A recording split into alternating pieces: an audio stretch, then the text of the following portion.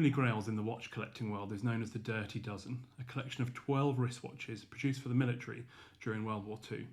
We're delighted to be selling 4 of those wristwatches in our forthcoming sale on the 16th of February, and I'm joined by Edward Langmead, our watch specialist today, to share some of those with you. So Ed, tell us about this very special collection of watches. Isn't it wonderful? So just amazing to see everything, well, 4 of them in one place, and it's part of a larger collection of 29 watches from a private collection, beautifully curated.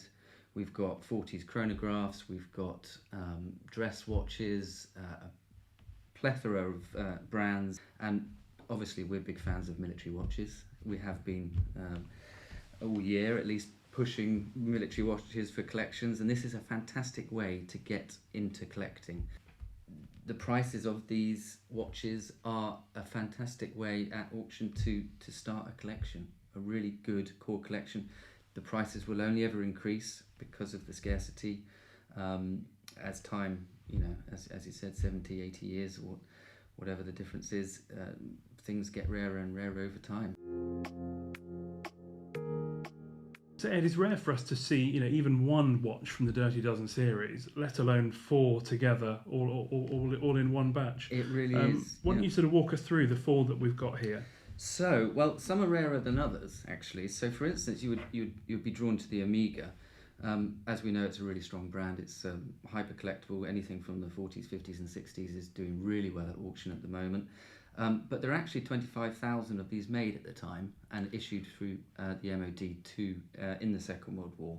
Whereas the Lemania, for instance, there was only 10,000.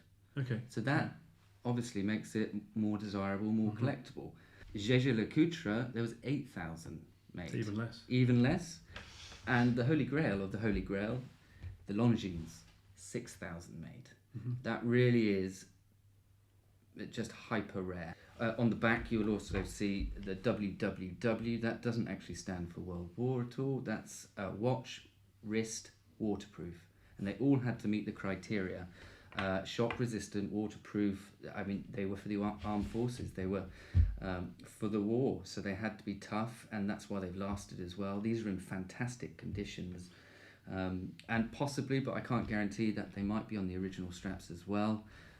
But just an absolute pleasure to have in. And these criteria were actually set out by the War Department. They were, yes. So the MOD sent out to Switzerland, who were still making watches at the time and had the production capabilities because they were neutral. Obviously, a lot of our tooling went into the war effort, as well as Europe's and so on. So the only brands that really could manufacture a watch en masse for the war were in Switzerland. So really high-end watches, which were used by the military for the MOD, and yes, the 12 different brands stepped up and had different levels of production capabilities, as we see in the numbers.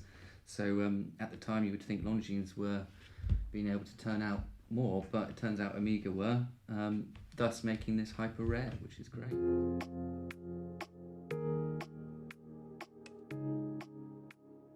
So Ed, we've got single owner collection here, about 29 watches in the collection. Exactly. Have to ask, what's your favourite piece? I'm going to go, I adore these, as you know, but that's an obvious one. So I'm going to go a bit left field and say the Omega moon phase calendar. It's just lovely. It's got a beautiful sort of convex domed dial, which just screams sort of 40s and 50s, and it's just really, really handsome, I think. And yours? Again, I think the military watches are obviously the very old.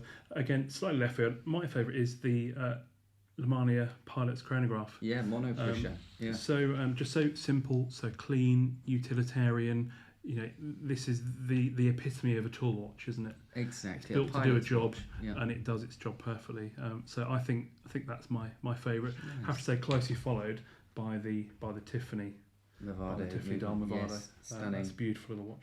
It is gorgeous, and it's opening it up and having a look inside. It's a beautifully made movement. But yes, I agree. That's wonderful. You've got the broad arrow on the dial. Obviously, another thing to mention: pilots' watches, white dial. Soldiers' watches, black dial for sneaky beaky stuff. Absolutely. This collection of watches is coming up for sale on Thursday the 16th February. There's about 80 watches in the sale in total. The catalogue's on our website now, so do go and have a look. You can register to bid on our website at dawsonsauctions.co.uk, and when you bid live using Dawson's Live, you pay exactly the same as if you're in the room.